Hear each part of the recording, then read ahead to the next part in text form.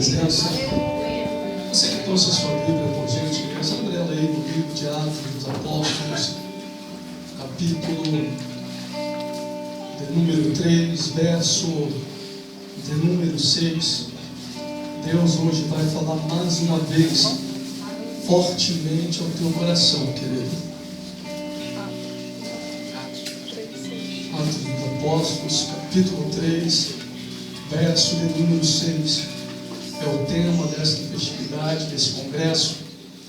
E eu tenho convicção que você hoje vai sair daqui desta casa andando como um vencedor, falando como um vencedor e vivendo como um vencedor, em nome do Senhor. Está escrito assim: disse Pedro: não tenho prata nem ouro, mas o que tenho, isto lhe dou. Em nome de Jesus Cristo, o Nazareno, ande. Pode tomar o teu assento, querido. Aleluia. Fique bastante à vontade para adorar o Senhor essa noite. Eu não costumo pedir que ninguém dê glória. Não vou pedir para você levantar as mãos. Não vou pedir para você aplaudir ao Senhor. Eu quero que você fique bem à vontade. Adoração a Deus é algo que tem que sair daqui, dentro do teu coração. Adoração a Deus tem que ser algo que você vai parar, fazer uma reflexão por alguns instantes e se lembrar de cada vitória que o Senhor tem lhe dado até o dia de hoje. Eu sempre digo, faço questão de refrisar isso na igreja. Algumas pessoas entram na casa do Senhor e não glorifica a Deus, e de repente ela procura encontrar dentro do seu íntimo, do seu eu, algum milagre, alguma coisa grande que Deus fez, e ela pensa assim: olha, essa semana Deus não fez nada. Então eu queria te ajudar a você se lembrar que Deus fez muita coisa essa semana. Se você liga a sua televisão 6 horas da manhã e começa a assistir ao jornal, você vai ver que já logo de manhã existe notícia de desgraça. Pessoas morrendo, assassinadas, pessoas que foram roubadas. E o seu filho acorda pela manhã, vai para a escola e volta em paz para casa. O seu esposo acorda pela madrugada, pega uma condução, vai trabalhar e volta em paz para casa.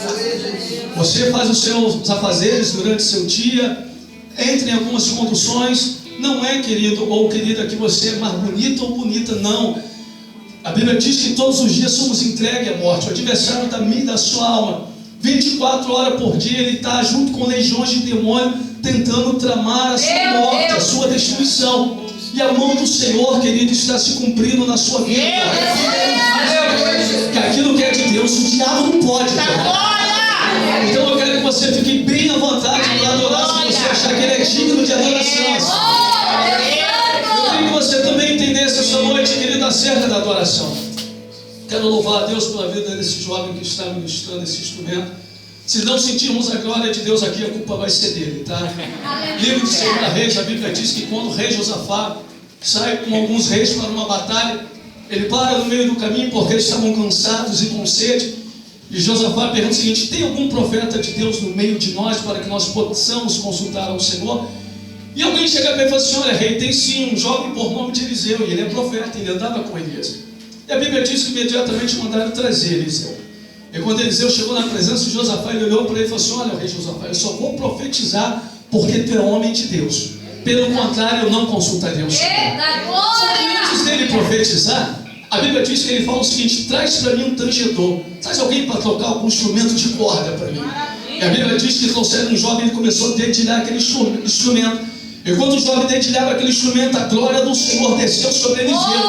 E a Bíblia diz que ele profetizou e disse: olha aqui, ó rei Josafá, neste vale não sentireis vento e nem chuva, mas todo ele se encherá de água, porque assim diz o Senhor dos exércitos. Aleluia! Eu sinto Deus nessa casa.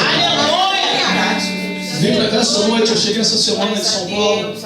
Desde janeiro eu estou indo e voltando em São Paulo, preguei alguns congressos. E a missionária que viria pregar hoje, ela foi abençoada, agraciada por Deus na clínica que ela trabalha ali na Barra.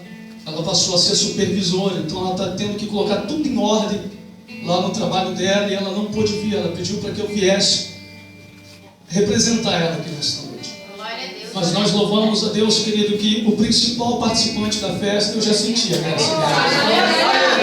A Bíblia diz que lá em Caná da Galileia estava havendo um casamento e convidaram a família de Jesus, convidaram ele também. A Bíblia diz que num determinado momento acabou o vinho. O vinho simboliza a alegria.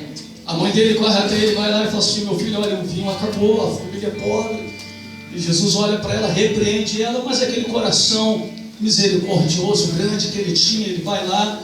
A Bíblia diz que ele manda trazer água, ele transforma a água em vinho.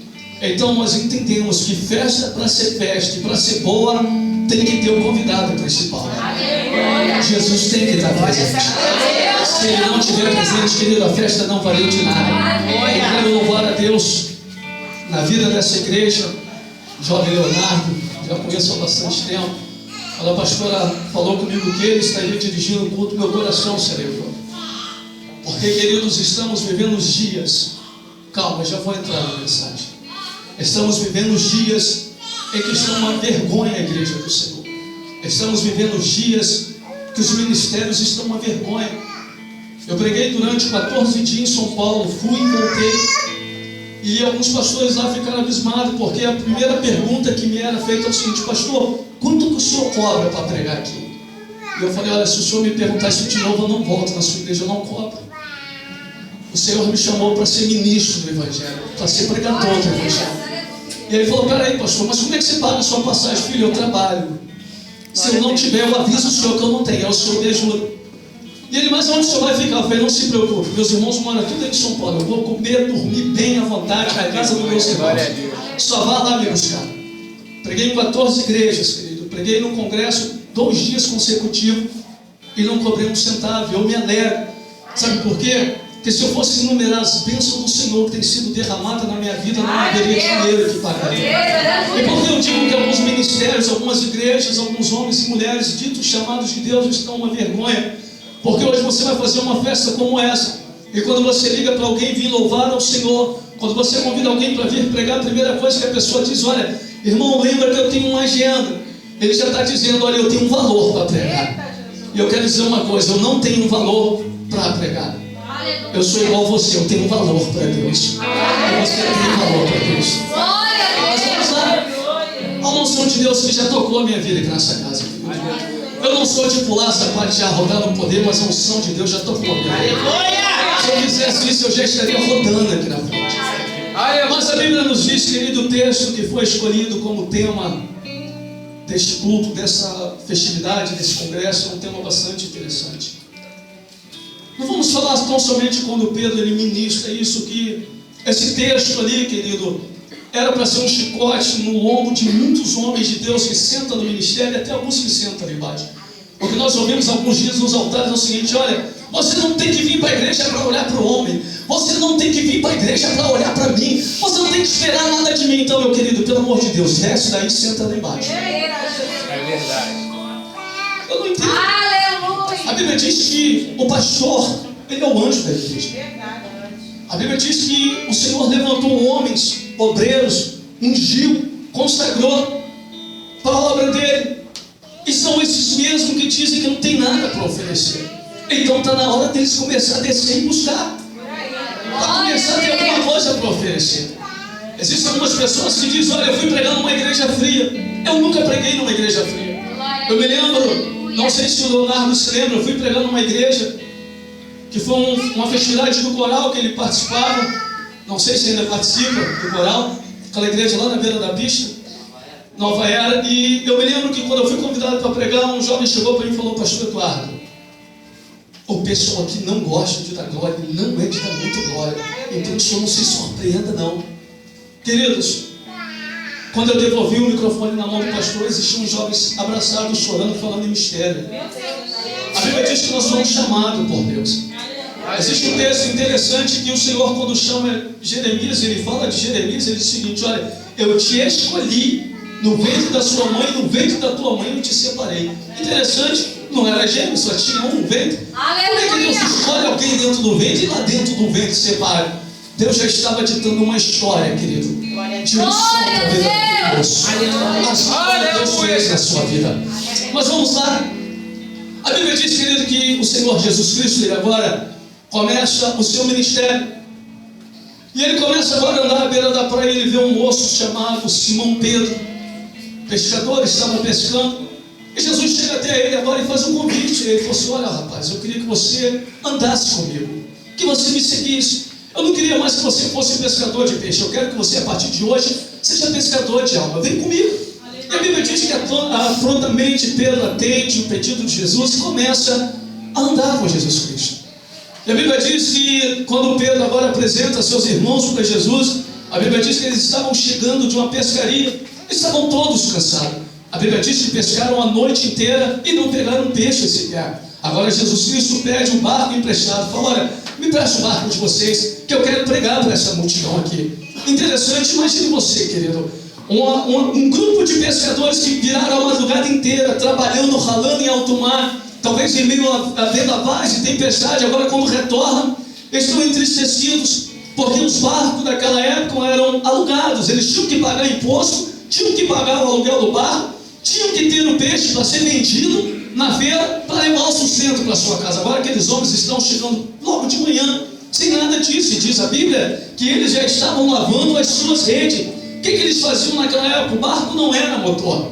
Quando o barco estava chegando próximo da areia, eles tinham que descer no barco, empurrar o barco com força e atracar o barco na areia, amarrar ali, para que a maré, quando subisse, não levasse o barco de volta. Teriam que entrar novamente dentro do barco, pegar as redes, colocar do lado de fora e começar a lavar as redes e limpar, para o outro dia pescar novamente.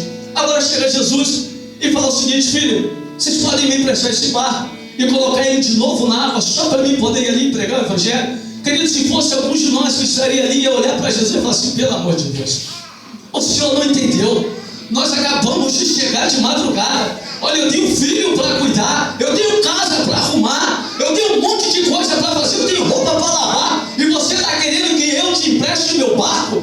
O senhor quer que eu coloque o barco de volta na água? Quantos de nós, querido, temos essas preocupações? Eu fazer a obra de Deus? Eu tenho que colocar comida para o meu esposo, eu tenho que lavar a casa, arrumar a casa, lavar a louça. Eu tenho tantos compromissos que não vai dar para atender a Jesus agora. Mas a Bíblia diz que aqueles homens, ouvindo a voz do Senhor, pegaram o barco, colocaram de volta na água. Eles tinham que fazer força para colocar o barco de volta na água, porque o barco já estava agarrado na areia. E a Bíblia diz que agora eles pegam as redes e colocam dentro do barco novamente. E diz a Bíblia que Jesus fala o seguinte: olha, leva agora o barco para mar alto. Eu quero me distanciar um pouco daqui.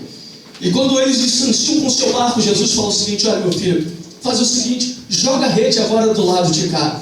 Querido, mas um conflito de pensamento. Os pescadores, eles sabiam os lugares certos de pescar e o lado certo de jogar a rede. Não existe esse negócio de jogar a rede para qualquer lado. Existia sempre o lado correto, o lado direito de jogar a rede. Agora vem Jesus e fala: joga do lado esquerdo, joga do lado de cá. Eu fico imaginando eles olhando: rapaz, esse camarada aí não entende nada de pesca.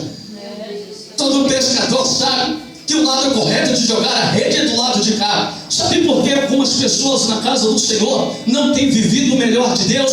Porque até nos dias de hoje está fazendo do jeito que acha que tem que ser e não para ouvir o jeito que Jesus está dizendo. Faz do meu jeito que é melhor. Não anuncia a bacana sai. Faz do meu jeito que é melhor, vai dar certo. Mas algumas pessoas dizem assim: peraí, eu nasci assim, eu cresci assim e vou morrer assim. Bem feito para você, gente. Se você nasceu assim, quer morrer assim, é um direito seu. Mas se você ouvir a voz do Espírito do Senhor dizendo: faz do jeito que eu estou dizendo, porque tudo vai bem na sua vida.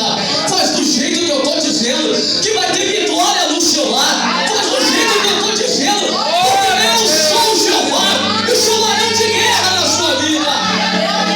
Mas tem que ser do jeito que ele está dizendo. E a Bíblia diz que os discípulos agora pegam a rede e jogam do outro lado. Querido, a Bíblia diz que precisou de 2 barcos para carregar de volta os peixes que apanharam naquele dia. Deixa uma lição para você. Quantos de nós, no meio dessa caminhada, estamos como aqueles homens? Pegamos o barco espiritual da nossa vida, atracamos na areia. Os sonhos, os projetos, ficou tudo atracado na areia. E nós estamos perdendo tempo. E o Espírito Santo está dizendo para você: coloque o barco de volta. Vamos para onde um lugar mais profundo. O Espírito Santo está dizendo para você: vai, meu filho, põe o seu barco de volta na água e vamos para um lugar de profundidade. Profundidade fala de intimidade com Ele. Quando tem intimidade com Ele, porque com intimidade com Ele você vê Ele face a face. Com intimidade com Ele você ouve a voz dele. E a Bíblia diz, querido, que Pedro se maravilha com aquilo. E ele se alegra. Agora ele começa a convencer outros a seguir a Jesus. E a Bíblia diz que Jesus Cristo começa a mostrar sinais, maravilhas e milagres. E Pedro está acompanhando Jesus. A Bíblia diz que Pedro vai com os discípulos pregar num lugar e o povo não deu confiança, não deu ouvido a eles. Pedro, ele volta, chega para Jesus e fala: Senhor, nós não podemos orar ao Pai, rogar a Ele, para Ele enviar uma milícia de anjos ir lá e queimar, matar essa cidade inteira, porque eles não quiseram ouvir a palavra. E Jesus Cristo aí, com muita calma, muita prudência, começa a ensinar a Pedro. Pedro não é dessa maneira. Se eles não quiserem receber o Evangelho, não tem problema, bate o pé e volta, segue, prega em outro lugar. E Pedro andava com Jesus, querido. A Bíblia diz que o grau de intimidade entre Pedro e Jesus era tão grande que quando às vezes eles deitavam para dormir, um encostava no outro. E eles eram amigos íntimos. A Bíblia diz que o Senhor chega para Pedro e fala para ele o seguinte: olha, Pedro, antes que o galo cante por 3 vezes, você me negará. E Pedro fala: Senhor, eu jamais faria isso. Senhor, se preciso, eu morreria por você. O Senhor olha para Pedro e fala: Pedro, por que tu deixou Satanás encher teu coração? Queridos, Pedro era um discípulo que andava com Jesus. E mesmo andando com Jesus, era um discípulo que mais errava na presença do Senhor. Daqui a pouco você vai entender o que Deus vai falar contigo essa noite. Porque eu profetizo na sua vida que você sai daqui hoje andando como um vencedor. Você vai sair daqui com a cabeça erguida. Queridos, nós vivemos dias em que 90% dos pregadores perderam a noção para quem que eles ministram. Eu me lembro que no início do meu ministério eu gostava de pregar e eu obrigava todo mundo da glória. Porque 90% dos pregadores, eles acham que a pregação é boa, o culto é bom quando todo mundo está dando glória. E existem momentos na minha vida que eu já vivi, já vivenciei. Existe momento na sua vida que você já passou, que nós saímos de dentro da nossa casa dizendo para Deus: Senhor, eu não aguento mais. Meu Deus. Senhor, eu não suporto mais. Estamos vendo o milagre de Deus, estamos vendo a graça e a glória, mas existe um momento na nossa vida, querido, que a melhor coisa é jogar tudo para o alto e ir embora. A melhor coisa é desistir de tudo, parar com tudo. Mas aí o Espírito Santo, ele é tremendo, ele vem no teu coração e diz assim: filha, tenta mais uma vez. Aí você se apura, você se apronta. Aí você vem juntando os pedaços no meio do caminho e entra dentro da casa do Senhor. Infelizmente, alguns pregadores desavisados, que são nossos amigos, chegam na igreja e olha para você e diz: pelo amor de Deus, abre essa boca de ferro, dê glória para o Senhor. Ele não sabe da metade do que você está passando. Ele não tem noção como está a luta, como está a adversidade que você está enfrentando. Mas ele acha que você é obrigado da glória. Já houve tempo na minha vida que eu sentei no banco da igreja e eu já vim no caminho dizendo para Deus: Senhor, eu não dou glória, eu não vou adorar, eu não quero pregar, eu não quero fazer mais nada. Eu vou sentar lá dentro e se o Senhor falar comigo, bem, se o Senhor não falar, amém. Mas eu só preciso da sua ajuda e da sua graça. Aí eu estava me lembrando no dia que Jeremias, ele vai lá para o muro das lamentações, se prostra lá e fala assim: Senhor, Deus de Israel, já pereceu a minha esperança com a minha força no Senhor. Jeremias falou para Deus assim, um profeta: Deus, eu não acredito mais e nem tenho mais força para buscar por essa nação. Fica em pé. Deus olhando do céu, o Senhor olha para ele e fala assim: ah, meu filho, põe a sua boca no pó, porque talvez assim a gente Deus estava ensinando um princípio para Jeremias. Que princípio é esse, pastor Eduardo?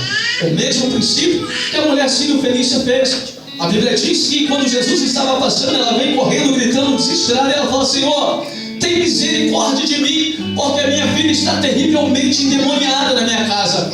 Querido, preste atenção nessa mensagem. A Bíblia diz que Jesus olha para ela e continua andando. Seja sincero, se é eu, se é você, o que você ia fazer? Que camarada ignorante. Falaram que ele era amigo, que ele era maravilhoso, nem me deu confiança. Que Messias, que nada. Faríamos isso.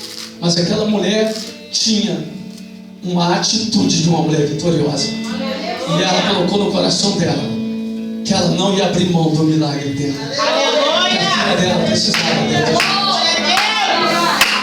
A Bíblia diz que quando Jesus vai se distanciando, eu acredito que ela pegou um pouquinho de fôlego, vou correr atrás dele de novo. Jesus, filho de Davi, tem misericórdia de mim. A Bíblia diz que quando Jesus para, querido, ela agora faz diferente. A Bíblia diz que ela corre, se lança aos seus pés e se prostra diante dele. Preste atenção, quando ela se prostra, ela levanta a cabeça, olha para ele e fala assim: Senhor, tem misericórdia de mim. Quando ela se lança aos pés dele e se prostra, ela está dizendo, sem palavras: eu sei que tu és o Filho de Deus. Eu acredito que tu és o Filho de Deus. Quando ela declara agora, Senhor, ela está dizendo, eu sei que tu és Deus sobre os céus e sobre a terra. Ela reconhece agora a identidade divina dele. Ele olha para ela e fala assim: mulher, não é lícito dar o pão dos filhos para os cachorros. Ela falou assim: mas espera aí, até os cachorrinhos comem das migalhas que cai da mesa do seu Senhor. Sabe o que ela estava dizendo para Deus? Senhor, eu sei que eu não mereço, não sou digna desse milagre, mas eu sei que se um pedacinho tu me der, eu saio daqui com a minha vitória. E Jesus olha para ela e falou: vai, mulher, porque a sua filha está sã. Querido, quer ter vitória? Se mostra na presença dele, reconhece que ele é Senhor. Entenda uma coisa comigo, segura teu glória aí, daqui a pouco você vai poder dar glória. Segura teu glória aí, querido, pelo amor de Deus. A Bíblia diz que ele, o Senhor, assentado no trono, ele tem todos os dias anjos, arcanjos, querubins, serafins, 24 anciões, céus e terra. A melhor adoração que existe, perfeita no céu e santidade. Entenda comigo isso. Todos os dias diante do trono dele tem isso. Só que a Bíblia diz que os olhos do Senhor procuram 3 coisas na terra: os que adoram o Pai em espírito e em verdade, alguém para estar na brecha, e os verdadeiros adoradores. O Senhor não está preocupado se a tua voz é afinada ou não. O Senhor não está preocupado se você tem uma voz perfeita. O Senhor está preocupado com o que sai de dentro da tua alma. Até porque, preste atenção nisso, Deus ele não escuta o seu louvor. Peraí, pastor Eduardo, isso é heresia? Como que Deus não escuta o louvor? Porque não escuta. Está escrito na minha Bíblia e na sua também, que chega diante dele como cheiro suave às neve. Quando sai, quando começa a sair do coração, Deus ele começa a sentir o aroma, uma graça, uma presença dele sobre a tua vida. Ai, meu Deus do céu, eu sinto Deus aqui nesse lugar. É onde você vai entender, querido, que está escrito na palavra dele, que Deus do seu trono se inclina para delimitar o céu e também descer na terra. Aí Deus começa a olhar, tá ali a minha filha, tá com o coração que não aguenta mais. E a Bíblia diz que agora ele dá ordem ao Espírito Santo: pode alvorar a bandeira de vitória sobre a minha vida. Querido, quando ele levanta a bandeira de vitória sobre a sua vida, o adversário ele já sabe, ou ele sai da frente, ou os anjos do Senhor passam por cima, mas que você sai vitorioso, em nome de Jesus você sai. A Bíblia diz que Jesus caminhando com Pedro, todos os dias Pedro via um milagre, Pedro via Jesus curando. Querido, Pedro era para ser o crente mais pentecostal daqueles dias, e não era. Era um homem que errava periodicamente na presença do Senhor. A Bíblia diz que Jesus Cristo um dia chega para ele e fala assim: olha, Pedro, Satanás foi até o Pai e pediu para se andar com a sua vida, ou seja, destruir a sua vida. Mas eu roguei a ele e disse que não, porque eu tenho uma grande obra na sua vida. Está aqui, querido, um dos pontos principais que poucas pessoas entendem na casa do Senhor, que poucos homens e mulheres de Deus entendem. Porque quando o irmão nosso, ele peca, somos eu e você que jogamos ele lá fora. Porque quando algum jovem peca, algum jovem tropeça e erra, é eu e você que apontamos o dedo e caluniamos ele e colocamos ele para fora. Ao invés de abraçar e trazer para dentro, nós colocamos ele no mundo. O porquê é, querido, que quando alguém levanta uma calúnia, não é o ímpio, é o crente que pega a calúnia e dissemina ela por todos os lados, dizendo que você não é ninguém. Você você não é mulher de Deus, que você não é homem de Deus. Por que é? E o Senhor falou assim: Pedro, o diabo foi até o Pai, mas eu roguei ao Pai, porque eu tenho uma grande obra na sua vida. Sabe o que Deus está dizendo para você aqui hoje, crente? Não saia da fila da promessa, porque Ele tem uma grande obra na sua vida também. Não se importe com o que vão dizer, não se importe com o que vão falar. Preste a sua adoração a Deus. Entre na casa dele, na presença dele, pode ser se remoendo, juntando os pedaços, dizendo para ele: Senhor, eu não aguento mais, eu não suporto mais. O próprio Jesus Cristo, agora conversando com os discípulos, diz: olha, não se preocupem, tá? Porque eu vou justificar vocês diante do Pai. Deixa eu explicar para vocês aqui, para mim voltar para a mensagem. Eu não consigo querer entrar dentro de uma igreja como essa, num culto como esse, sentindo uma unção de Deus tão grande como eu estou sentindo aqui nesse altar. E tem pessoas que ainda conseguem brincar, conversar e rir dentro do culto como esse. Eu não consigo entrar dentro de uma igreja que não era para ser igreja. Eu não consigo estar no meio de pessoas que nenhuma de vocês era para estar aqui, mas foram escolhidas por Deus e estão indo embora da mesma maneira do que vocês entraram aqui. A Bíblia diz que quando Salomão acaba de edificar o templo ao Senhor e ele agora vai ver o templo, a Bíblia diz que Deus se revela para ele. Fala assim: Salomão, tu acha que eu vou habitar em templo feito por mão de homem? Salomão olha para Deus e fala assim: Senhor, eu sei que nem o céu do céu consegue conter a sua glória, sei também que as nuvens são estrado dos seus pés, mas eu queria te pedir um negócio. Eu fico imaginando Deus olhando para ele e fala: Salomão, como se ele já não soubesse o Salmo de número 139, antes que a palavra chegue na sua boca, o Senhor te conhece. E Deus fala assim: quer ver onde esse rapaz vai? Pois bem, Salomão, fala o que você tem para dizer. Senhor, toda vez que o povo entrar aqui neste lugar e tiver com a alma ferida, a alma batida, e eles te oferecer um sacrifício de louvor e adoração, recebe aí do céu lugar da tua habitação. Deus, pois bem, mas Senhor, toda vez que quando esse povo também estiver sendo perseguido, caluniarem ele, outras nações se levantarem, eles entrar aqui nessa casa e te oferecer um sacrifício de adoração, ouve aí do céu o lugar da tua habitação. Eu imagino, querido, e fico visualizando Deus sentando no trono. Pois bem, Salomão, continua, eu estou gostando da história. E Salomão começa a dizer: Senhor, toda vez que o povo entrar aqui, levantar a mão para o Senhor e começar a te adorar, Deus recebe aí do lugar do seu trono e derrama sobre eles a tua unção. Olha, Deus, toda vez que tiver peste, fome, mortandade sobre a vida deles, e eles entrar aqui nessa casa e te oferecer adoração, ouve aí, Deus, de repente, querido, o coração de Deus se alegra e ele fala: ei, chega, Salomão, porque a partir de agora os meus olhos e os meus ouvidos estarão atento à oração que se fizer neste lugar. Querido, você está num lugar de oração. Você está no lugar onde Deus escolheu, na presença dele está. Então não se preocupe não, gente. O Lavarabacando sai, porque ele está sondando o teu coração. Se for peste, se for mortandade, enfermidade, se for calúnia, se for pedrada, se for disse-me-disse, se for calúnia, seja lá o que for, você está no lugar certo. Para ser curado essa noite. A Bíblia diz, queridos, que Pedro ele vem errando todo aquele caminho com Jesus. A Bíblia diz que quando Jesus é preso ali no Getsemane, a Bíblia diz que Pedro ele rapidamente pega da sua espada, corre até um dos soldados e entra numa luta corporal e corta a orelha do soldado. E a Bíblia diz que a orelha do soldado cai ao chão.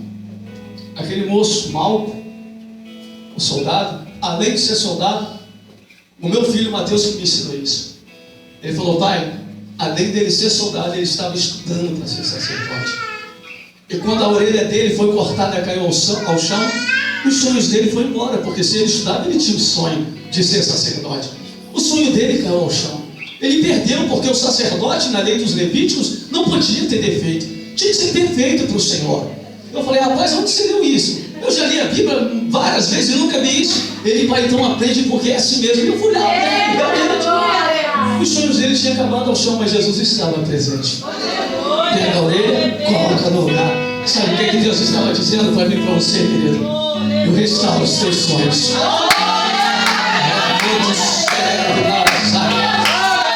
Restaura os projetos. Eu restauro a tua vida espiritual. Eu restauro a tua vida financeira. Eu restauro a tua vida familiar. Eu restauro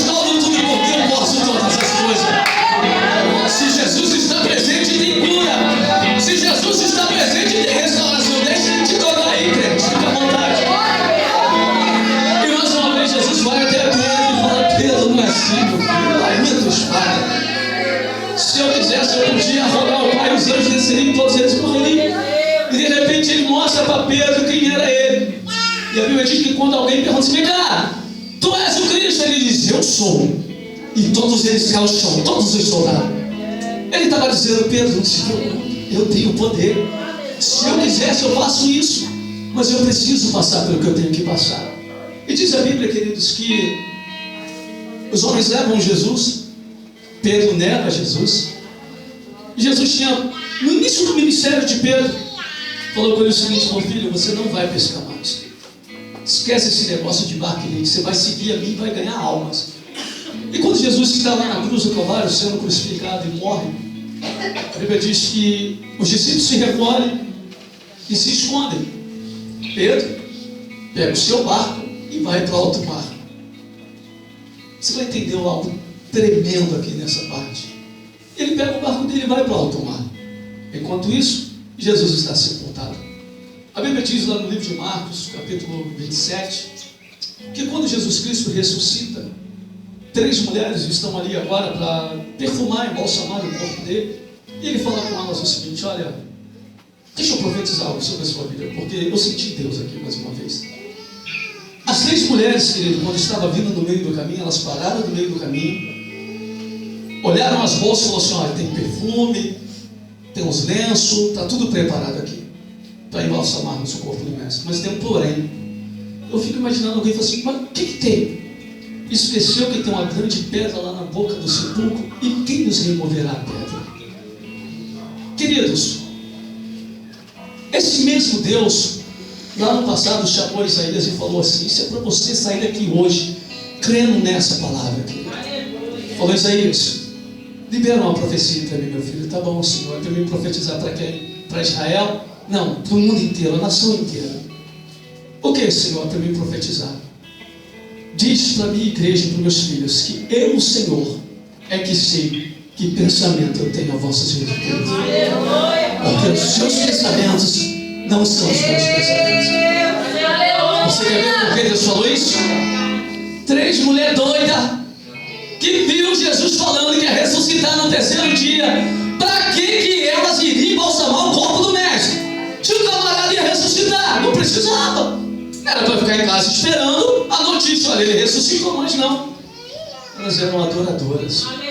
E todas as 3 tinham uma história para contar que Jesus fez na vida delas. Aleluia, glória a Deus. Por que você se esqueceu do que Deus já fez na sua vida? Por que você se esqueceu de onde Deus te tirou? Por que você se esqueceu do momento difícil de angústia na tua vida? O Senhor te deu a mão. O tempo vem passando, a luta, a adversidade, e você vai se esquecendo do que Deus fez na sua vida. Meu Deus do céu, sinto a unção de Deus terrível nisso. A Bíblia diz, queridos, que Isaías libera a palavra profética. E essa palavra, ela toca o céu e a terra e toca até os dias de hoje. Porque se fosse eu e você, ia dizer, minha filha, vocês são tudo louca. Ele falou que vai ressuscitar, vai para casa. Mas elas foram. Quando elas estavam no meio do caminho, eu fico imaginando Deus olhando assim, falando, o que essas 3 mulheres vai fazer, meu Deus? Mas ele viu o coração delas. Coisa que muita gente não consegue ver em você. Deus ele vê. Não é a tua aparência. É como você presta a tua adoração a Ele. Aleluia, glória a Deus. E Deus viu o coração daquelas mulheres. Eu fico imaginando Deus olhando no céu e falando assim, Miguel mesmo, Miguel, faz um favor para mim, meu filho. Desce lá na terra e tira aquela pedra. Porque ela é um impedimento para aquilo que as minhas filhas querem fazer. Quando a Bíblia diz, querido, que aquelas mulheres chegam agora lá, elas declaram que a pedra já estava removida. Levanta a sua mão para o céu, pelo amor de Deus.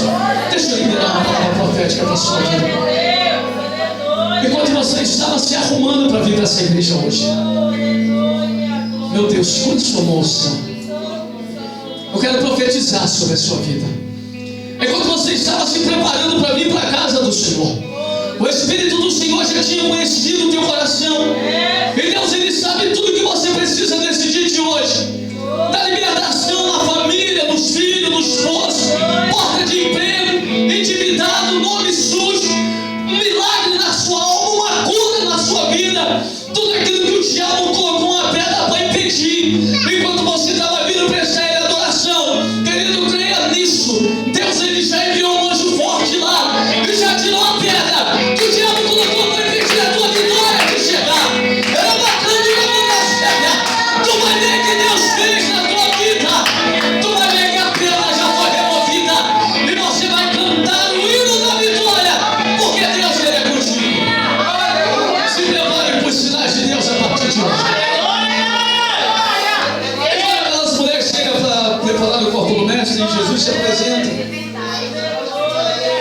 Jesus fala o seguinte para eles: vão lá em Jerusalém, vai lá onde os discípulos estão e avisa a eles que eu estou indo para lá. Só que avisa também a Pedro. Por que Jesus falou avisa também a Pedro? Sabe por quê, queridos? É o nosso problema, é o nosso pecado, é o nosso erro que fez Jesus fazer aquilo. Você quer ver? A Bíblia diz que Pedro negou Jesus. Pedro errou a vida inteira diante do Senhor. Eu duvido que você, num congresso como esse, iria lá chamar aquela pessoa que pecou durante o ano inteiro para sentar junto com você no departamento para adorar o Senhor. Eu duvido que você ia se lembrar daquele jovem que um dia sentou um banco da igreja, mas está desviado. E você ia lá chamar ele: não, senta aqui, você vai tocar com a gente, porque nós vamos tocar para o Senhor. Ia não, querido. Sabe por quê? O cara errou a vida inteira, pecou. Não, aqui você não pode. Aqui você não entra. Aqui você não senta. Como se a igreja fosse teu, o banco fosse teu, o departamento fosse teu e a unção fosse teu. Aqui você não. Errou a vida inteira. E Jesus falou assim: avisa também a Pedro. Porque se aquelas mulheres saíssem dali como elas saíram dali correndo, foram avisar os discípulos: Jesus ressuscitou. E ele falou que está vindo para cá. A Bíblia diz que quando elas chegam ali, Tomé fala assim: só acredito vendo. Cristo entra no mundo espiritual, atravessa a parede e se apresenta para Tomé: aqui, Tomé, veja minhas mãos e meus pés, como eu fui travado na cruz. E Jesus, ele olha em volta e ele vê os discípulos, mas ele não vê a Pedro. E agora ele entra no mundo espiritual para ver onde Pedro estava. Mas sabe por que ele falou avisa também a Pedro? Judas, querido, ele ganhou arrependimento. Jesus havia perdoado ele. Quando Judas vem de Jesus e Jesus é preso, a Bíblia diz que Jesus beija o rosto dele e fala: amigo. Chamou ele de amigo. Jesus a todo tempo ia perdoar ele. Só que existe uma classe de demônios, e aqui eu quero fechar essa pregação nessa noite. Existe uma classe de demônio que colocou vasos profetas de Deus de cabeça baixa. Existe uma classe de demônios de acusação que colocou mulheres que profetizavam, falavam em mistério, como vasos vazios na casa do Senhor. Existe uma classe de demônios de acusação que tinha homens que, quando estavam sentados ali embaixo, falavam em mistério, sapateavam, pulavam no poder. Sentou numa cadeira como essa, a unção foi embora, virou doutor da lei, virou professor de teologia, e a unção foi-se embora. Existiam jovens, querido, que quando chegava na casa do Senhor, ele tinha prazer em louvar e adorar o Senhor. Mas demônios de acusação, quando Judas começa a dar ouvido a esses demônios falam para ele: rapaz, olha o que você fez. Tu vendeu o Cristo, tu vendeu o Mestre. A Bíblia diz que Judas fica perturbado, vai para um canto, ele encontra uma árvore, uma corda, e os demônios falam para ele: vai, tira a sua vida, porque tu não vale para mais nada. Judas dá ouvido, se enforca. Imagine você, como estava a cabeça de Pedro. O amigo que deitava a cabeça no peito dele, ele negou, ele pecou, ele errou. Os demônios de acusação podiam ter se levantado, levado Pedro para o alto mar e falado para ele: acabou para você, Pedro, se mata, acaba com a tua vida. Tu negou o Cristo e ele vai ressuscitar, porque tu sabe que ele tinha poder, ele vai ressuscitar, e quando ele ressuscitar, tu está ferrado, meu camarada. E a Bíblia diz que Pedro estava lá em alto mar, e quando Jesus está lá dentro da casa, ele procura Pedro e não encontra.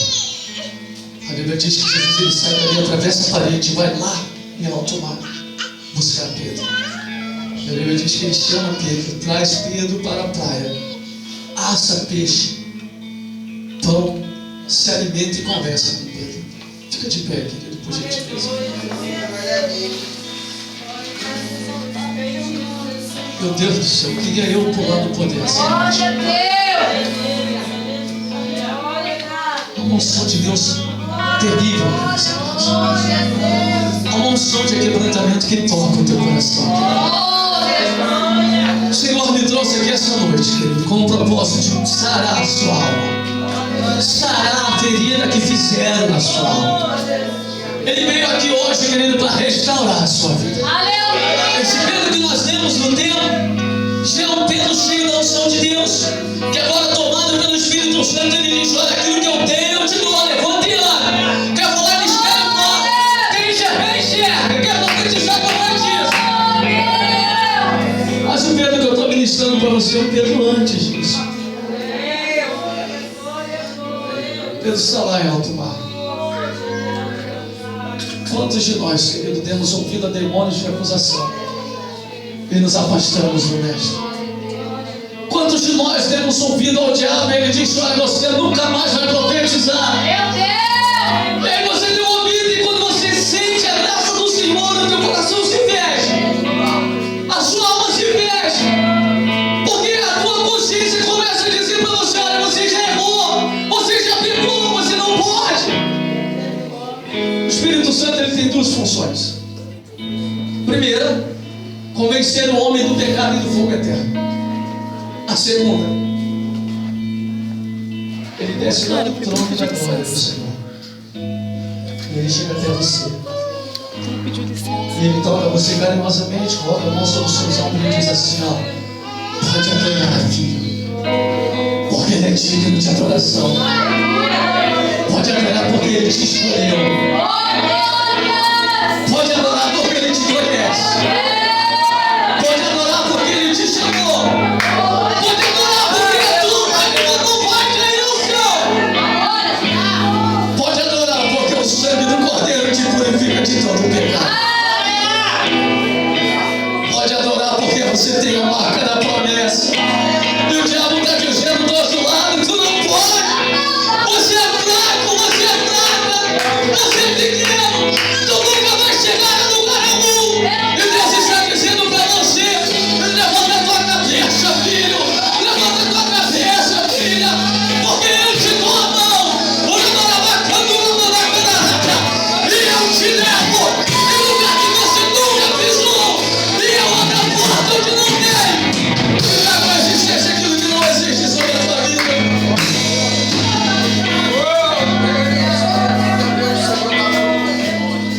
Os demônios de acusação dizem: você não pode adorar.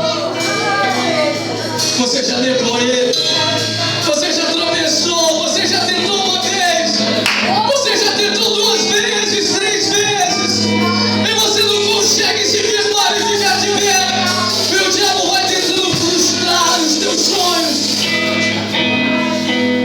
E o Espírito Santo está dizendo para você: o justo por 7 vezes cairá, mas ele não permanecerá prostrado no chão. Você pode tropeçar aqui, eu te levanto lá na frente. Você pode cair aqui, eu te levanto mais uma vez. O diabo pode até tentar. Ah, meu Deus. Ah, meu Deus do céu. Deixa essa unção de Deus te tocar mais uma vez aí, igreja. Sabe por quê? Segura aí só um minuto. Sabe por que Jesus foi buscar Pedro? Ele estava com saudade daquele amigo que quantas vezes conversou com ele, dormiu ao lado dele, contou histórias para ele, abraçou ele, esquentou ele na época de frio, estava com ele na época do calor. E sabe o que ele está dizendo para você hoje? Meu Deus do céu, vou pedir para Deus me batizar esse negócio de sapatear no poder. Ele está dizendo para você: eu estou com saudade, filho, de quando você dobrava o joelho para orar de madrugada. Eu estou com saudade, filha, quando você desligava a tua televisão, você dobrava o joelho na tua casa e começava a orar. Eu estou com saudade, filho, quando você tirava um tempo dentro da tua casa para ensaiar louvores ao meu nome. Eu estou com saudade de quando você entrava na minha presença e começava a falar em mistério comigo. E era eu e você falava em mistério e eu entendi o que a tua alma precisava. Deus está com saudade, crente.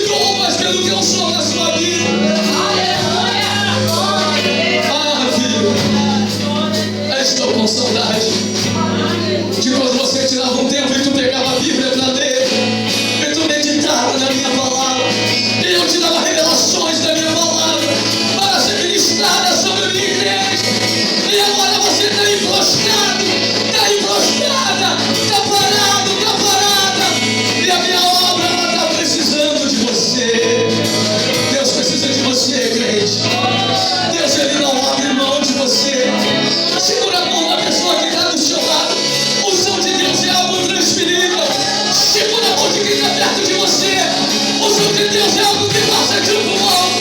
E Ele vai te tocar e agora. Deixa a lágrima rolar. Deixa a lágrima rolar. Não se importe, né? Meu Deus do céu. Deixa Ele te tocar você e Ele. Mata a saudade da presença desse Espírito Santo. Mata a saudade de falar em línguas. Mata a saudade de sentir a graça dele.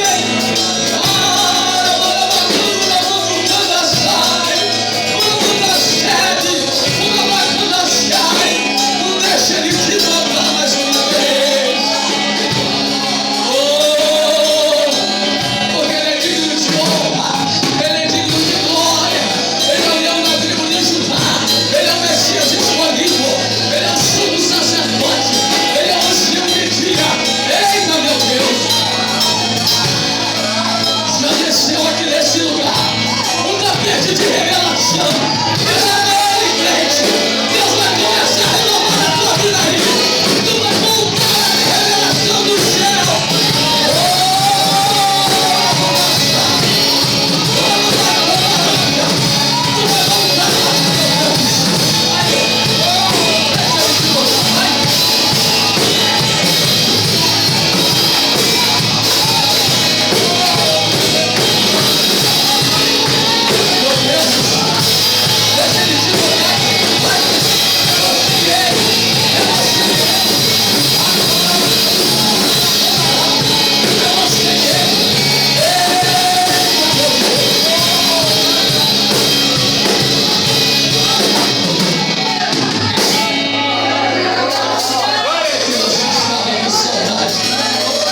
Sabe por que Deus te trouxe aqui hoje?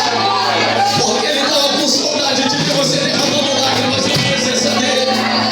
De dizer pra Ele, eu te amo. De dizer pra Ele, eu preciso de ti, Deus. Espírito Santo, eu sou dependente da sua graça. Meu Deus do céu. Deixa eu bagunçar esse negócio aqui. Irmão, por gentileza, pega essa jovem de azul aqui, a segunda de lá, a senhora, vem cá. Pega aquela moça ali. Meu Deus do céu, o som de Deus é algo transferido. Abraça aquela moça ali, porque Deus vai tocar ali agora. Deus está com saudade. Ah, meu Deus do céu. Quando você está malucado, Senhor. Ah, meu Deus. Querido, não se preocupa com a tua casa, não. Jeová já pode tirar dentro do pé de Deus. Vai ter cura para a tua vida. Vai ter milagre para você essa noite. Ah, meu Deus do céu. Eita, Jesus. Há uma unção de Deus aqui neste lugar. Há uma unção, meu Deus do céu. Vamos bagunçar esse negócio espiritualmente aqui, gente. Ô, Jesus, meu Deus do céu. Vamos orar para Deus mandar uns 10 microfones sem fio para essa casa.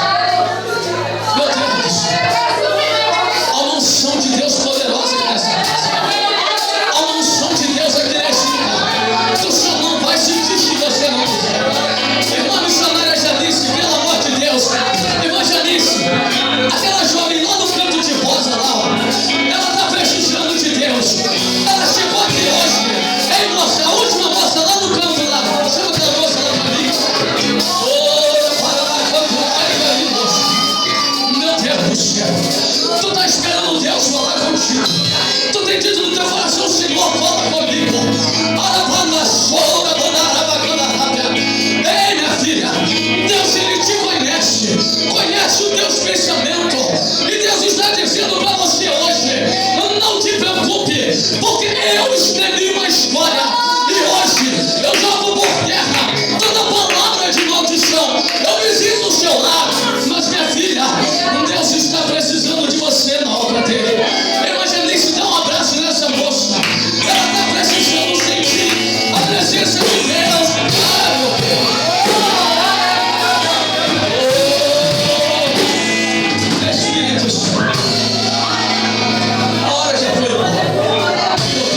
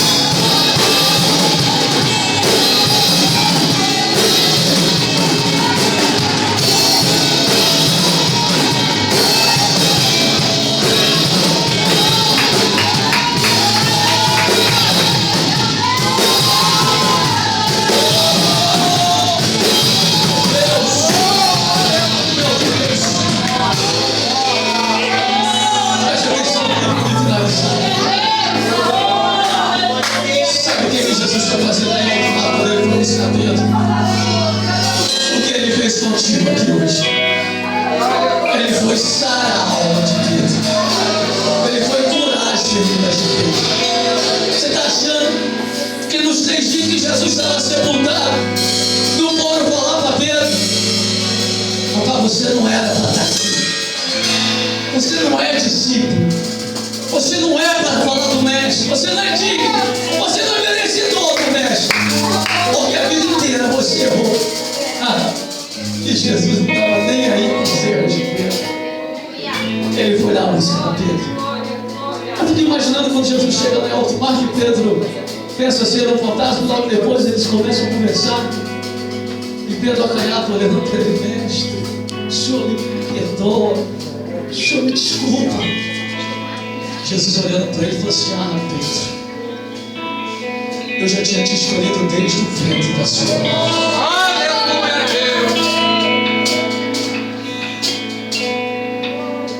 Aí é onde você não entende de vez em quando. Peraí, pastor Eduardo, como que eu fui escolhido ou escolhida desde o ventre da minha mãe e minha vida até hoje é só de tristeza? Minha vida até hoje é só de luta, de adversidade, de angústia. Tudo que eu tento fazer é errado. Quando eu penso que está melhorando, as coisas pioram. Sabe por quê?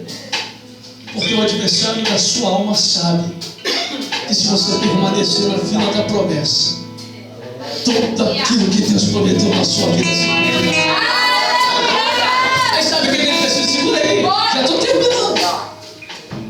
Sabe o que ele precisa fazer? Ele precisa confundir a sua mente e te colocar andando de cabeça baixa, para você perder a esperança, para você perder a fé. No início de janeiro, eu preguei 4 dias direto em uma igreja, aonde eu fui do grupo das crianças, com 5 anos de idade.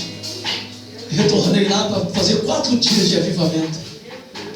E quando eu estava sentado no altar, querido, Deus, Ele é muito lindo.